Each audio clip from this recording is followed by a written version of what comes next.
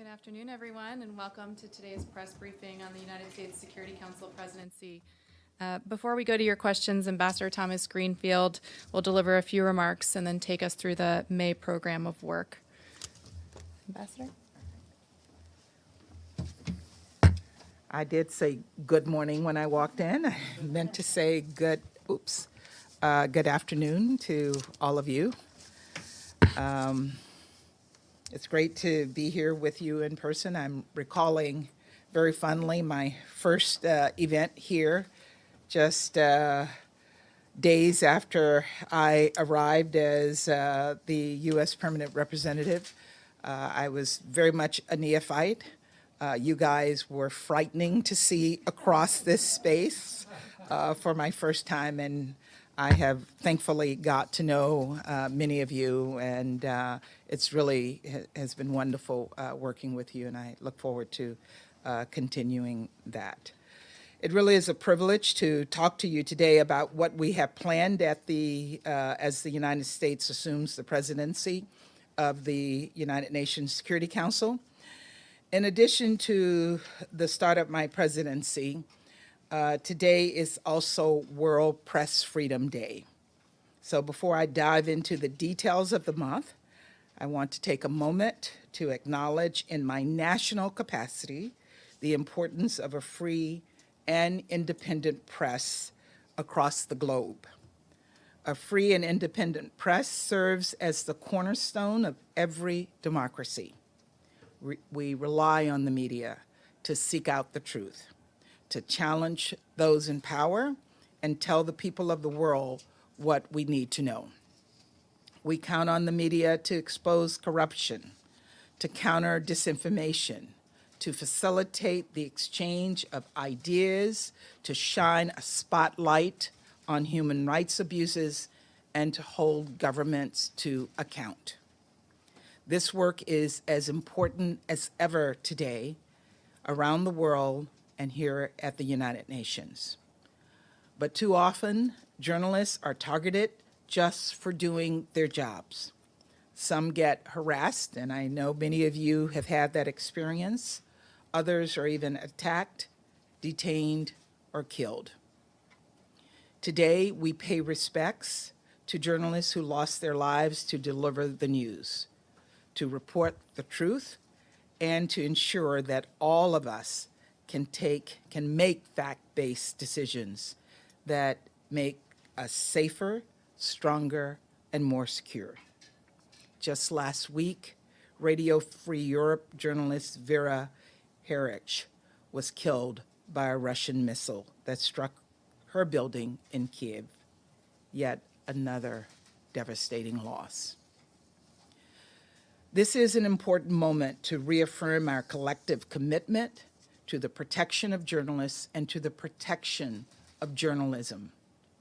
And therefore, I can't think of a more apt way to start our presidency than by engaging today's discussion with all of you. Now, in my capacity as the president of the Security Council, I'll outline our priorities and plans for the month of May. We're proud to be holding two signature events during our presidency. You may recall that in March of 2021, just after I arrived in New York, the United States chaired a Security Council meeting on the link between armed conflict and food security. And once again, we will bring a spotlight to conflict as a driver of food insecurity. To address this growing crisis, the United States will convene a Security Council open debate on May 19th to examine the nexus between conflict and food security. And I've asked Secretary Blinken to travel to New York to chair this meeting. The Council will consider steps we need to take to make sure increasing food security does not drive new conflicts, instability, particularly in fragile states.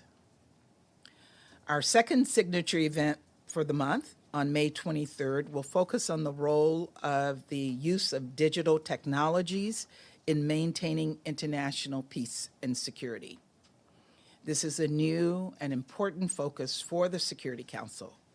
It is long past time for us to fully grapple with the impact of digital technologies, that the impact has on maintaining peace and security. In addition to our signature events, we will of course be seized with Russia's war in Ukraine, as this council has been for the past several months. We will have a meeting on Ukraine on May 5th, with potentially more to follow as the situation demands. I also want to emphasize the 3 meetings we will have on Syria this month: the humanitarian situation on the 20th, chemical weapons on the 23rd, and the political situation on the 31st. And I'd like to highlight the annual debate on protection of civilians on the 25th. The debate takes on heightened importance given the attacks on civilians in Ukraine, but also in other conflicts around the world, like in Ethiopia, in Yemen, and Burma. And throughout the rest of the month, we will continue to hold other important, regularly scheduled meetings in the Council, which you all have seen on our program of work that we adopted in the Council this morning. In all aspects of the Council's work this month, our goal is to ensure that women, peace, and security agenda is fully integrated, including country-specific discussions, and we also intend to include civil society briefers in every meeting we can and ensure that all briefers are protected from reprisals, full stop. Further, we are committed to promoting gender balance and striving toward gender parity and meaningful diversity among those we invite to brief the Security Council. I'd now like to make a few additional comments about the month and these meetings and events in my national capacity. On our first signature event on food security, many of you know this issue is personal for me. I've seen starvation up close with my own eyes. That famine and acute malnutrition are largely caused by war, sometimes intentionally, is really unacceptable. This is even more urgent today because of Russia's unconscionable invasion of Ukraine. Ukraine, as you all know, used to be a breadbasket for the developing world. But since Russia has spurned the largest refugee crisis in Europe since World War II, blocked crucial ports, and destroyed civilian infrastructure and grain silos, desperate hunger situations in Africa and the Middle East are getting even more dire. This meeting of the Security Council will fall during a week of action that the United States will be launching to address food insecurity across the globe. As part of that, on May 18th, on the eve of this crucial Security Council meeting, Secretary Blinken will chair a global food security call to action ministerial here in New York. This meeting will take place at the UN and will include foreign ministers from many regionally diverse countries to review urgent humanitarian needs and take steps to build future resilience. Important work is already underway on this topic in other international fora, including the G7. Our intent is to expand the circle, including both donors and countries most affected by the spike in food insecurity.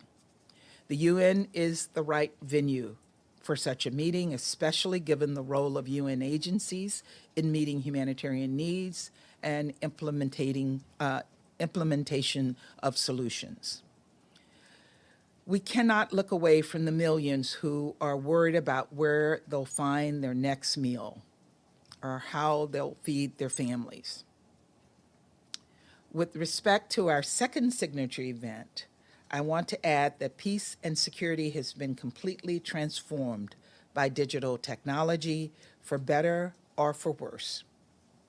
We know how these tools can be abused to spread disinformation, restrict access to information, and deny human rights. but we also see opportunities to use digital technologies to do tremendous good. Digital tools can help to identify emerging threats.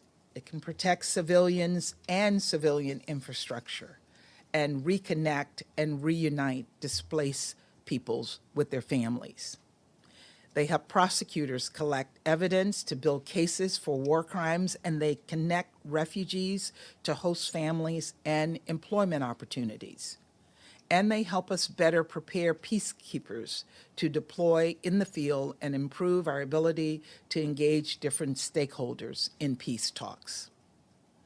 As the world pursues a digital future that is open, secure, interoperable, accessible, and reliable, we have to be mindful of both the benefits and the risks of digital technologies.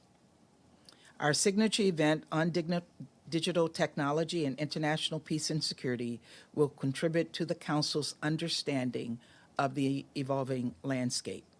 And it will offer a chance to share national perspectives as well as best practices, highlight the importance of capacity building, and help us all identify ways the UN can continue to adapt its efforts. I also want to add a word on Syria. The dire humanitarian situation facing millions of Syrians remains another significant priority for the United States. And in addition to the 3 meetings we will hold in the Security Council this month, I want to share that in the coming weeks, I intend to travel to the region once again for an update on the life-saving aid flowing through the cross-border mechanism that was reauthorized unanimously by the Security Council last July. Of course, our focus on Syria in May takes on renewed importance as we approach July 10th, when the Security Council must renew and expand the mandate that allows vital food, clean water, vaccines, and medicines to continue flowing into Syria.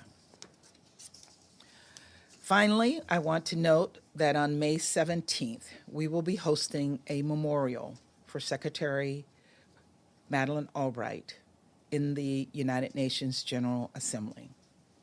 I look forward to the opportunity to celebrate one of my heroes, and I also am looking forward to hearing others' tributes to her fierce intelligence, her unending compassion, and her trailblazing accomplishments.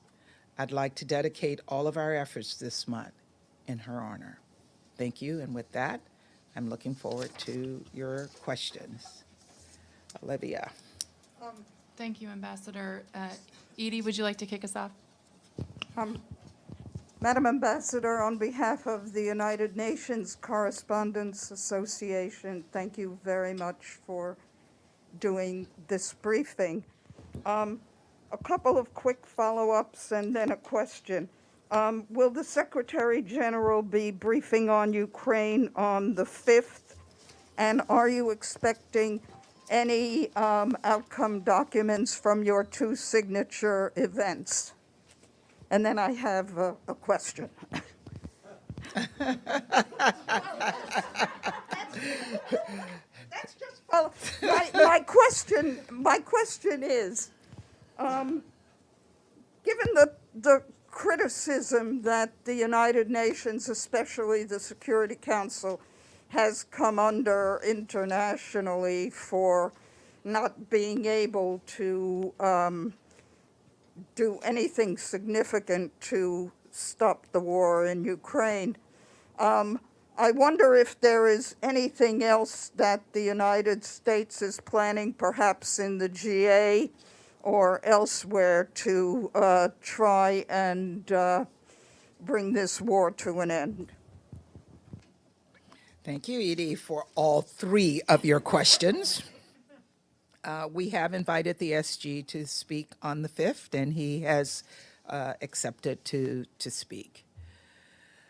In terms of outcomes from our signature events in the Security Council, we're not planning for any outcome documents to come out of those events.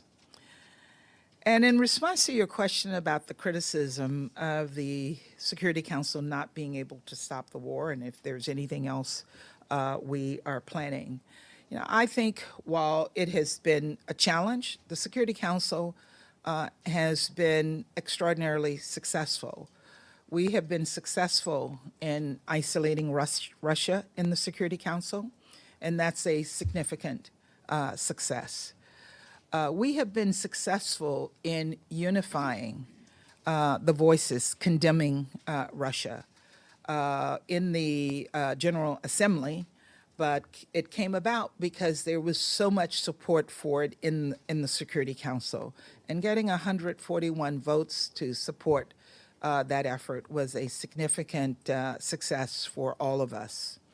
We were successful in the General Assembly in bringing a resolution forward in providing support for Ukraine for humanitarian assistance. And we have been successful in unifying the UN in suspending Russia from the Human Rights Council. Russia is isolated in the Security Council. And every time we have a discussion in the Security Council as it relates to Russia, they are on the defensive. And we will continue to keep them on the defensive until they end their brutal attack on the Ukrainian people. Pam? Thank you, Olivia, and thank you, Ambassador. It's Pamela Falk from CBS News. We're looking forward to the month. My question is about the evacuation of Mariupol and the steel factory. The Secretary General brought this up and with Vladimir Putin, and somehow the UN and ICRC have assisted. But only a portion of those who got out before the Russians began bombing again. So what is your view of how to keep that momentum going? And is there any sense that that can be negotiated? Thanks. Look, thanks for the question, Pamela. And let me just say that we appreciate and are grateful for the Secretary General and the Red Cross effort to facilitate the evacuations of civilians from Mariupol. We say to the Russians that they have to do the right thing. They have to continue to guarantee safe passage for any civilians who wish to leave and not impede it in any way.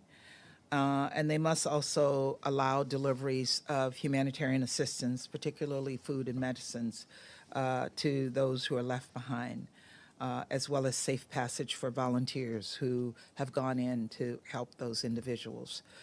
We will continue to press the Russians on this. We will continue to support the efforts of the Secretary General to use his good offices to pressure the Russians on this, and we will continue to support efforts of other humanitarian organizations who are working under very extraordinarily difficult and sometimes dangerous circumstances to provide support to the people in need in Mariupol and in other locations inside of Ukraine.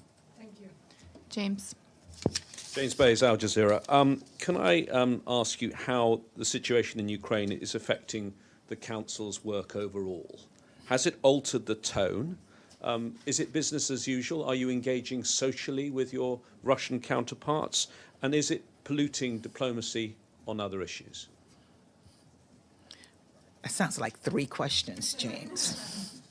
In terms of how the Council is functioning, we're still functioning. We had a successful meeting this morning, which approved our program of work for the month. And we continue to discuss other issues in the Council that we have to take action on over the course of our presidency, but also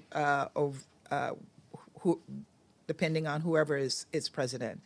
I will say that the tone within the Council has become somewhat muted. I won't say that there are no fireworks that are going on that are different from the fireworks that we always have. We are as strong on our views, whether it's Ukraine or other parts of the world, and other council members are equally strong. But I have noticed that we're somewhat muted, particularly when we are outside the council. I think on the social side, there's a sense of discomfort. And I think, fortunately, in the past few months, there have not been any large social engagements that we've been required to participate in where we have to be diplomatic and smile. But I do look forward to continuing to try to move the council forward during my month as president to deal with the issues of peace and security across the globe and make some positive impact. Michelle? Thank you. Thanks, Ambassador. Michelle Nichols from Reuters. I wanted to change topics slightly to reproductive health and rights. The previous US administration repeatedly pushed back here at the UN against long-agreed international language on sexual reproductive health and rights. What impact has this had on the international landscape for women and reproductive health and rights? And what can the Biden administration do here about that? What are you planning to do in the days and weeks going forward?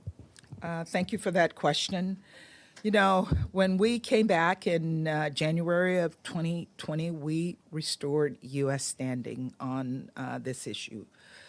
We brought back U.S. policy to align with our allies, with the United Nations, and with global norms, and to ensure that we were supporting efforts on women's health and reproductive rights globally. We restored our funding to the UNFPA. We have supported across the board issues related to women. President Biden put out a strong statement, I think it was today, in terms of the U.S. plan for how we will deal with these issues moving forward. And he was very clear that we will move forward, not backward, as it relates to women's reproductive rights. So we will continue to press these issues moving forward and ensure that our positions as the U.S. government support the global positions on these issues. Just a really quick follow-up. Have you noticed any lingering hangover here at the UN from the stance of the previous US administration? No, what I've noticed is that people were happy we came back and that we realigned ourselves and that we resumed funding UNFPA. That was a major commitment that the president made early on, and he honored that commitment immediately. Okay. Ibtisam? Thank you, Olivia. Thank you, Ambassador, for the briefing. My name is Ibtisam Azim from Al Arabi Al Jadid newspaper. I have a question on the issue of human rights that the Biden administration put high on its priority. And my question is about specifically Middle East countries, your allies in the Middle East. And I want to ask specifically about Egypt and human rights violations there. I asked you in last September before the GA about the case of Ala Abdel Fattah. And as you know, that the administration gave more than $1 billion in military aid to Egypt. You hold back about $130 million lately, but you still sell weapons for billions of dollars to the Egyptian government. And the question is two parts. The first part about Ala Abdel Fattah again. He, as you probably know, activist who was a leading figure in 2011 Arab Spring uprising. A month ago, he started a hunger strike, protesting his situation and treatment. It's said that he has been tortured and is in a maximum security prison in Egypt. My question is whether you are following his case and any message to his family and what your administration is doing to hold the Egyptian government accountable on their human rights violations. Thank you. Well, let me start by saying that the administration has been very strong on bringing back human rights as a core part of our foreign policy and a core priority for us in our relationships with every country we work with. We are following his situation in Egypt. And I can tell you that we do engage with the Egyptian government on issues of human rights. We engage with them on this issue whenever we meet with them and at every level that we meet with the Egyptian government. So you can be assured that it is always on our agenda when we have discussions with the government. Just quickly, but which practical step are you taking to follow up on that? Because it seems to be, despite your the way you talk about it and the critics you are doing, it doesn't have an effect on the ground. There are still thousands of Egyptians who are in prison for political reasons, including Ala. He's one of many others. Yeah, and again, what I can say is you can be assured that this is something that is a high priority for the U.S. government when we engage with the Egyptian government, and again, at every single level. And this is a huge change from previously where we didn't raise human rights issues. We didn't see it as a major priority. And it's something that is a major priority, and it is, we're not always successful immediately in our engagements, and that's in many different places in the world. But every country knows that if there are issues of human rights, that they can expect that this will be at the top of our priority list when we're engaging with those countries and when we're having discussions with them about where we go next in our bilateral relationship. Let's go to the back. Philippe, I saw your hand. Thank you very much, Ambassador. Philippe Rater, AFP. Do you plan, in May, any vote on your draft resolution on North Korea? Thank you, Philippe. And we do have a resolution that is being discussed in the Council on DPRK. And it is our plan to move forward with that resolution during this month. We're very concerned about the situation there, the numerous violations of Security Council resolutions that the DPRK has engaged in, and it is our hope that we can keep the Council unified in condemning those actions by the DPRK. Benno? Thank you, Ambassador. Benno Schwinghammer with the German press agency DPA. Just a quick follow-up to Michelle's question and about the Supreme Court who's poised to overturn Roe v. Wade. Do you see this as something that could weaken your stance as a U.S. representative to push for health rights for girls and women abroad, for example, in Afghanistan? Well, the Supreme Court hasn't spoken yet. And while we've seen this document that has been leaked and it raises a number of concerns for all of us in our international policies in terms of support for women and girls' reproductive health, we will continue to support those efforts. Down in front. Thank you, Madam President. My name is Abdul Hamid Sayam from the Arabic daily Al-Quds Al-Arabi that is based in London. Madam President, I don't think there is good occupation and bad occupation. I'm sorry, I missed that. There is no good occupation and bad occupation. Yeah. So when the people of Ukraine resist their occupiers, they are heroes. When Russia bombed these buildings and those hospitals and train stations, these are war crimes. taking the view away from Ukraine to Palestinian occupied territories. Same thing is done to the Palestinians, but when they resist their occupiers, they are called terrorists. And when these buildings are destroyed in Gaza, that's self-defense. So there is double standard that the world can see.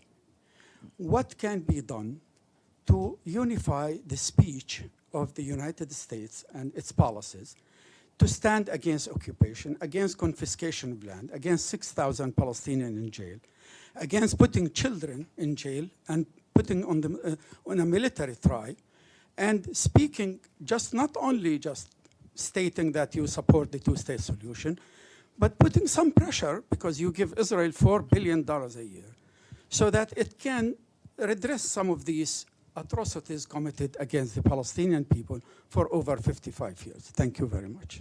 Good. Thank you for that question. And we have been clear throughout that we believe the Palestinians and Israelis equally deserve equal measures of freedom, security, prosperity, and dignity. And we've made our views clear, both in private and in public, that neither side should take any unilateral steps that exacerbate tensions and undercut efforts to advance a negotiated two-state solution. But we know the two sides are far apart, and the ground, unfortunately, is not ripe for moving or restarting negotiations that will lead to that two-state solution. As you know, I traveled to the region in November. I spent significant time meeting with the Israelis, but I also spent a significant amount of time meeting with the Palestinians and discussing with them the way forward. And we're still working on that. And I don't see that we have a policy that is in any way different from what we're doing elsewhere in the world. But we've made clear our strong stance in support of Israel's security as they are being attacked by, and it is out of Hamas, and I don't think there's any disagreement among many that they have made terrorist attacks, and we have to be strong in our support and in our efforts to defend the rights of the Israelis to defend themselves against rocket attacks from Hamas and other terrorist groups, but we also are clear that Palestinians deserve peace and prosperity. Celia, go ahead. You had your hand up. Thank you, Madam Ambassador. I'm Celia Davaren, and I work for Africa. Let me go back to Ukraine. You must have seen or felt that a lot of Africans were not going to be in your favor, I mean, not your favor, but in favor of the resolution for Ukraine, because they were saying that, what about them? They are going to suffer the most, and we can see that it's true. So what do you say to some of them who said that some country put pressure on them to vote in favor of your resolution? One country put pressure on them in writing to vote against the resolution. The U.S. never put pressure. We appealed to countries because what we are dealing with here is an attack on the sovereignty of a nation. We're dealing with an attack on the core values of the UN Charter and the integrity of Ukraine's border. So the pressure that countries felt, that pressure was not to support doing the right thing, and that is supporting Ukraine. I personally had a number of very intense and personal discussions with my African colleagues to say to them, this is not a war between the United States and Russia, and to make clear that yes, this is going to have an impact on Africa, and it's because of that impact on Africa that it is important that African countries, stay on the right side of condemning Russia for the actions that they have taken in Ukraine. The vote was divided on the African continent, but a number of countries did support the resolution. Maggie? Margaret Bashir with Voice of America. Ambassador, you said Syria is going to be a priority for you this month, and you're going to the region. I'm wondering what the U.S. position is on the warming of relations a bit from Arab countries, some Arab countries, towards Syria at the present time, including from the UAE, which is on the council with you. There's sort of bringing Assad back into the fold a little bit. Is that helpful? Is that anything that will get you to a lasting solution on resolving the war, or even help you with the cross-border aid resolution that's coming up? No, we think the Assad regime has not earned the right for a softening of relationships. They are still holding their people hostage, and they continue to commit human rights violations against their people. And that's why we think it is absolutely important that we do everything in our power to keep the cross-border humanitarian assistance flowing into Syria. We have worked, as you know, last year and came to an agreement with the Russians that enabled that crucial humanitarian assistance to continue to flow. Russia requested that the Secretary General issue a report on cross-line aid this past December, and the United States supported that. We supported the provision of aid through all modalities, including cross-border as well as cross-line. And we were happy that the Secretary General's report reflected both processes. But it's clear to us that cross-line aid is not enough. We cannot provide the assistance that the Syrian people need just through cross-line. And that is one of the reasons that I will be working over the course of my presidency and up through July to get the mandate expanded and hopefully continued. So this will be work that all of us will be working on in the Security Council, all 15 members. I think we have agreement that humanitarian assistance in Syria is still needed. And even for those countries who might be thinking about a softening of their approach to Syria, I think they will also understand that the continuation of humanitarian assistance cross-line as well as cross-border will be essential to maintaining support for the Syrian people. We have time for one more, and we'll go to Joe. Thank you. Joseph Klein, Canada Free Press. First of all, can you give us any update on the JCPOA negotiations and whether the subject has come up in your discussion with your colleagues in the Security Council? And with respect to the briefing on the 23rd on technology and security, you mentioned disinformation. I'm wondering whether you see any relationship in the discussion in the Security Council with the recently announced Disinformation Governance Board, looking for best practices. You mentioned best practices being discussed at this meeting on the 23rd, and whether you see, I guess in your national capacity, any role for government regulation of social media platforms that are not doing the job of controlling what might be regarded as hate speech or disinformation. Thank you. On the JCPOA, I can say that we have made some substantial progress, and resolving a significant number of the issues that we think would be necessary for us to come back into the deal on a compliance basis. But there's still a lot more work to be done, and we don't have an agreement just yet. And it's possible we might not get there.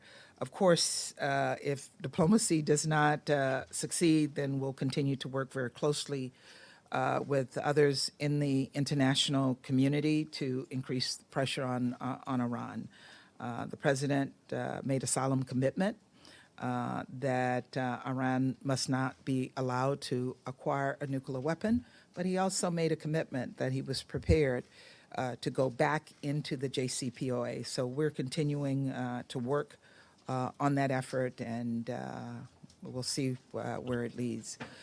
In terms of our event on the 23rd, we will look at this issue broadly as it relates to disinformation. And I mean, there's no doubt that it's related to what the United Nations is doing, because the UN, the setting up of this governing board, and even the Secretary General's plan to appoint a technology ASG, these are all part of the same initiative, and we hope to work with them, because our goal is that in cyberspace, we come up with an agreed upon set of values and regulations that will provide the opportunity for digital technology to be used for good and not be used for bad. As it relates to government regulations, that's a two-edged sword, because some governments regulate for good and other governments regulate so that they can control what their people do, what their people say, how they move. So we want a set of governing regulations that will not allow governments to abuse the human rights of their people, but allow digital technology to be used to support people's needs broadly. Thank you. Thank you. Thank you, Ambassador. Thank you. This is all we have time for today, but we look forward to engaging with you throughout the month of May and doing this again soon. Thank you all very, very much.